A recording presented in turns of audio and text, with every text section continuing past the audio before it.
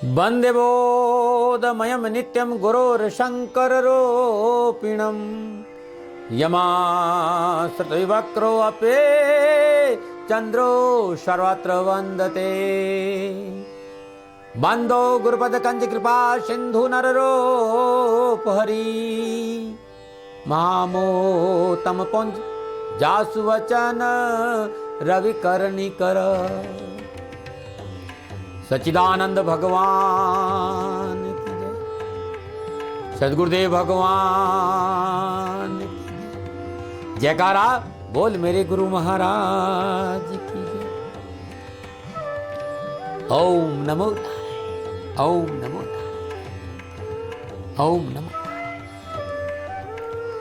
कैसे हैं आप सभी लोग? बहुत कुछ कहना है मुझे गुरु महाराज जी की दया से, और समय की मांग है कि मुझे कहना चाहिए। ऐसा मुझे लगता है कि मेरे भीतर में जो है वो मैं अपने राष्ट्र के सामने रख दूं। मेरे मित्रों और मेरे साथियों, तो बस स्टॉप है। 10 बजे, 12 बजे, 11 बजे, हर बस का अपना समय है और समय पर बस को रवाना होना पड़ेगा। कोई एक दिन पहले, कोई एक दिन बाद। ये तो जीवन का अकाट्य सत्य है। बस इस सत्य के साथ साथ ये जानना बहुत जरूरी है कि जो अनमोल जीवन हमारा है, जिस कारण हमारी जीवन की अनमोलता है, वो क्या है, उसको समझना बहुत जरूरी है, उसे अनुभव करना बहुत जरूरी है। और इसलिए शिष्य अपने गुरु महाराज जी से याचना करता है, प्रार्थना करता है कि गुरु पैया लागू नाम लखाई दीजिए। गुरु पैया लागू नाम लखाई दीजो रे, गुरु पैया लागू नाम लखाई दीजो रे। जन्म जन्म का सोया मेरा मनवा, शब्द निमार जगाय दीजो रे। गुरु पैया लागू नाम लखाय दीजो रे। In the beginning was the word. जब सृष्टि नहीं था वो शब्द था, जब सृष्टि है वो शब्द है, और सृष्टि नहीं रहेगी तब भी वो शब्द है, वो श्वास है।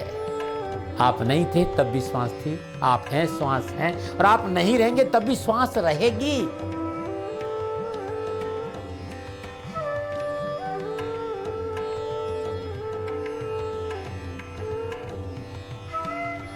सदगुरु नानक साहब कहते हैं शब्द ही धरती, शब्द ही आकाश, शब्द ही शब्द भयो प्रकाश। सगले सच शब्द के पाछे नानक शब्द घटा घटा।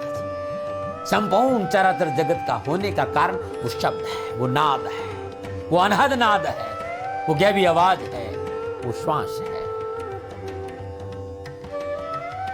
और गुरु महाराज जी कहते हैं कि अपनी श्वासों को महसूस करके तो देखो, एक बार मेरे मार्ग पर आके तो देखो, सारे मार्ग नहीं खोल दूं तो क्या। मतलब एक बार आप अपनी श्वासों को महसूस करके तो देखो, एक बार।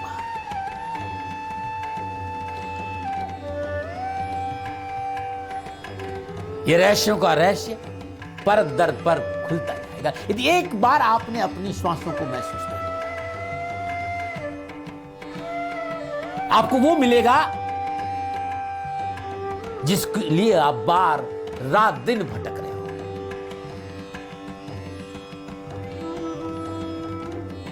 क्योंकि मनुष्य जो कुछ भी प्रयास करता है वो अपनी खुशी के लिए करता है, अपनी शांति के लिए करता है। मनुष्य बाहर खोज रहा है शांति। अलग बात है कि कोई कभी शांति मकान में खोजता है, कभी मकान शांति गाड़ी में खोजता है, कभी धन में खोजता है, कभी पद में, प्रतिष्ठा में, परिवार में, समाज में। खोज शांति रहा है, खोज संतुलन ही रहा है, खोज आनंद ही रहा है। लेकिन इसका स्रोत न घर में है, न गाड़ी में है, न धन में है, न दौलत में है, न वैभव है। जो कुछ भी बाहर है वो क्षणिक है। वास्तव में शांति चाहिए, वास्तव में परमानंद चाहिए, वास्तव में वो संतुलन चाहिए, वास्तव में वो आनंद चाहिए तो आपको भीतर आना पड़ेगा। और मेरा विश्वास करिए, आपकी श्वासों में अद्भुत आनंद और शांति है, जिसकी चाह हर मनुष्य को है, मुझे भी है और आपको भी। वास्तव में आप उस आनंद और परमानंद और शांति का अनुभव करना चाहते हो तो अपनी श्वासों को महसूस करो। और मेरा विश्वास करिए, राष्ट्र में अब इसकी आवश्यकता है। मैं तो सभी माता पिताओं से निवेदन करना चाहता हूं, क्योंकि पिछले 50 साल में गुरु महाराज जी की दया से मैं इस मार्ग पर हूं, और जिन जिन लोगों के संपर्क में आया उन सभी लोगों को मैं इस बात को समझाने का प्रयास किया कि अपनी संतान को हर रोज प्रातःकाल 15 मिनट शांति से बैठाओ और कुछ नहीं करो कि आप लंबी और गहरी श्वास लो। श्वास को सहज भाव से धीरे धीरे धीरे धीरे धीरे नाभि तक लाओ और धीरे धीरे धीरे धीरे पुनः वापस छोड़ो। ज्यादा नहीं, 10 से 15 मिनट आप अपनी संतान को इन श्वासों के साथ रहने दो। और ये जब आपका बच्चा होश संभाल दिया तब से शुरू करके देखिए, आप देखेंगे आपके बच्चे के जीवन में क्या परिवर्तन आता है। ज्ञान इससे बहुत अलग है, लेकिन इतना ही मेरा राष्ट्र कर दे कि इन श्वासों को संतुलित कर दे।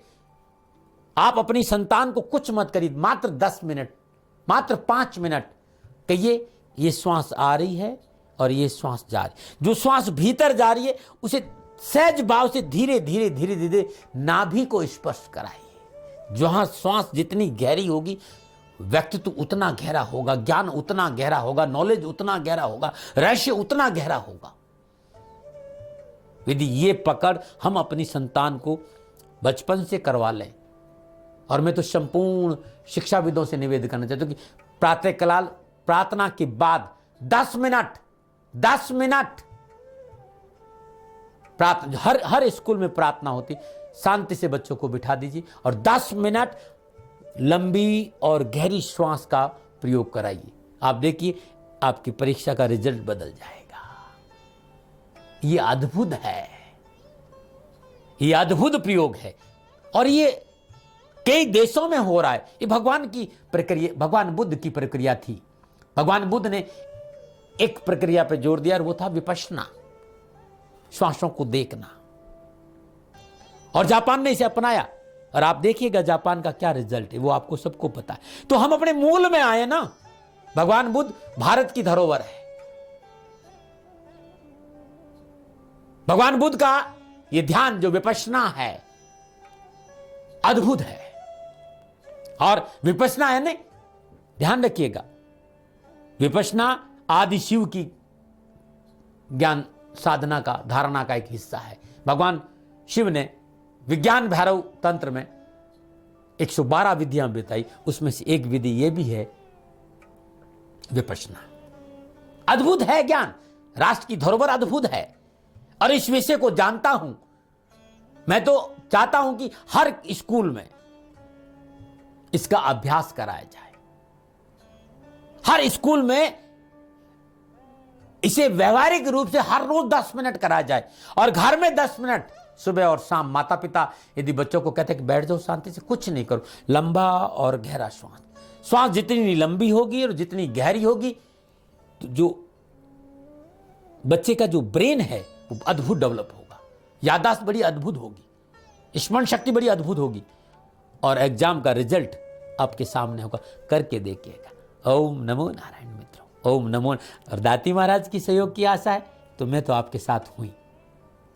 आप मेरा कभी भी किसी भी समय इस मार्ग के लिए सेवा ले सकते हैं। ओम नमो नारायण, ओम नमो नारायण।